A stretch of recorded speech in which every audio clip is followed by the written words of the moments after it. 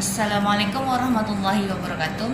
Perkenalkan, nama saya Maulidi Muhammadun SHIMAG. Saya anggota Latsar kelompok pertama angkatan kedua dan kelompok kedua. Kali ini saya akan membuat video berjudul yaitu wawasan kebangsaan dan nilai-nilai bela negara. Sebelum saya menjelaskan materi mengenai wawasan kebangsaan, maka saya akan mengajak kita semua untuk beranalogi. Dan dengan analogi ini kita akan bisa dapat memahami lebih cepatnya mengenai wawasan kebangsaan. Jadi gini, saya ingin mengajak kita semua, coba kita bayangkan rumah kita sendiri. Dengan membayangkan rumah kita sendiri, maka kita akan mengetahui tata letak rumah kita, baik itu dari halamannya, berapa luas halamannya, berapa kamar yang ada di dalam rumah kita, berapa kamar mandinya, dan di mana letak dapurnya dan lain sebagainya. Pengetahuan kita yang berevolusi menjadi pemahaman, maka akan melahirkan cara pandang kita terhadap negara kita sendiri. Cara pandang terhadap negara itulah yang disebut dengan wawasan kebangsaan. Wawasan kebangsaan. Bercerita mengenai wawasan kebangsaan, kita semua sebenarnya sudah tahu bahwa semua yang terjadi di Indonesia ini merupakan wawasan kita terhadap bangsa Indonesia khususnya. Kita lihat wawasan kebangsaan itu dapat diartikan sebagai konsepsi cara pandang yang dilandasi akan kesadaran diri sebagai warga negara dan dari suatu negara akan diri dan lingkungannya, dengan mengutamakan persatuan dan kesatuan wilayah dalam penyelenggaraan kehidupan bermasyarakat di dalam berbangsa dan bernegara.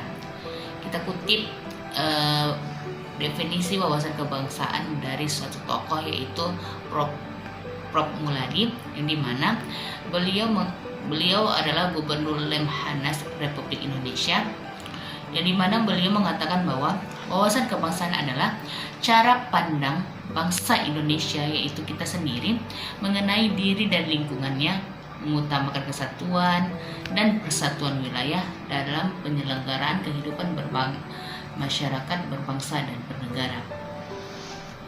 Baru kemudian di dalam wawasan kebangsaan ini ada beberapa titik penting dalam sejarah bangsa Indonesia yang harus wajib kita ketahui. Di dalam wawasan kebangsaan ini, kita harus mengetahui beberapa titik penting dalam sejarah bangsa Indonesia khususnya. Itu yang dimulai di mana dari pergerakan pemuda-pemuda ketika sebelum kemerdekaan Republik Indonesia, yang dimana itu ada 6 titik yang harus kita ketahui.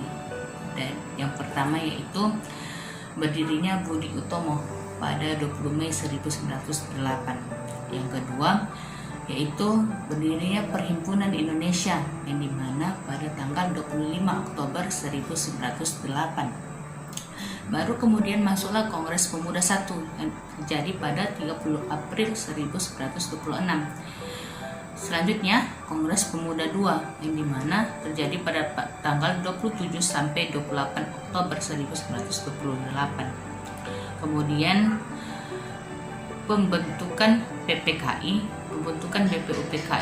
pada tanggal 1 Maret 1945, dan terakhir diikuti dengan PPKI pada tanggal 7 Agustus 1945. Berdasarkan 6 titik penting dalam sejarah bangsa Indonesia tadi, yaitu berawal dari berdirinya Budi Utomo pada 20 Mei 1908, yang dimana puluhan anak muda berkumpul di Aula Stovia. Dalam pertemuan itu mereka sepakat mendirikan organisasi Budi Utomo. Next, selanjutnya titik berdirinya Perhimpunan Indonesia yang disingkat dengan PI.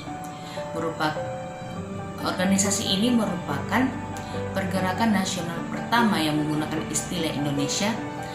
Bahkan Perhimpunan Indonesia menjadi pelapor kemerdekaan bangsa Indonesia di kancah internasional. Perhimpunan Indonesia diprakarsai oleh Sultan Kasayangan dan RN Noto Suroto pada 25 Oktober 1908 di Leiden, Belanda. Yang ketiga yaitu tadi pada tanggal 30 April 1926 di Jakarta diselenggarakannya Kerapatan Besar Pemuda yang kemudian terkenal dengan Kongres Pemuda I. Kongres Pemuda I ini dihadiri oleh wakil organisasi pemuda Jong Zapa, Jong Sumatranenbon, Jong Ambon, Sekarukun, Jong Islamietenbon, Studerenden Minahasairs, kemudian Jong Bataks Bon, dan pemuda kaum Teosofi juga ikut dalam kerapatan besar. Titik penting yang keempat yaitu berdirinya Kongres Pemuda kedua yang dilaksanakan pada 27 sampai 28 Oktober 1928. Kemudian titik penting yang kelima yaitu pada 1 Maret 1945 dalam situasi kritis Letnan Jenderal Kumakichi Harada, pemimpin pemerintah pendudukan Jepang di Jawa, mengumumkan pembentukan Badan Penyelidik Usaha-Usaha Persiapan Kemerdekaan Indonesia atau yang disebut dengan BPUPKI. Kemudian titik penting yang terakhir itu dibentuknya PPKI pada 7 Agustus 1945.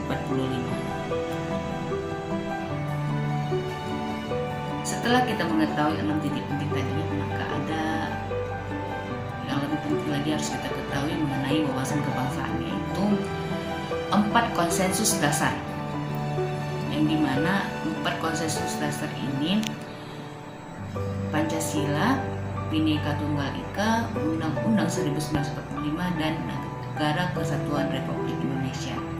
Yang pertama tadi yaitu Pancasila. Kita ketahui bahwa Pancasila itu sebagai ideologi kita, ideologi negara kita. Karena apa?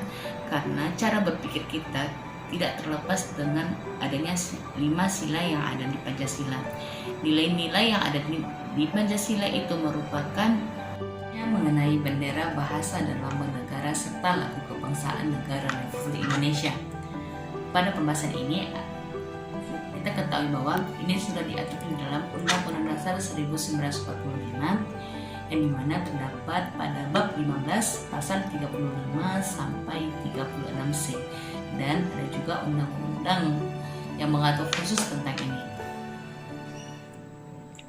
Nilai-nilai dasar bela negara yang dimiliki seorang ASN atau CPNS yaitu yang pertama memegang teguh ideologi Pancasila, yang kedua senantiasa dan mempertahankan Undang-Undang Dasar Negara Republik Indonesia tahun 1945 serta pemerintahan yang sah, yang ketiga mengabdi kepada negara dan rakyat Indonesia, yang keempat menjalankan tugas secara profesional dan tidak berpihak, yang kelima menciptakan lingkungan kerja yang non-diskriminatif, yang keenam memelihara dan menjunjung standar etika yang luhur, yang ketujuh mempertanggungjawabkan tindakan dan kinerjanya kepada publik, yang kedelapan memiliki kemampuan dalam melaksanakan kebijakan dan program pemerintah, yang kesembilan memberikan layanan kepada publik secara jujur, tanggap, cepat, tepat, akurat, berdaya guna, berhasil guna, dan santun.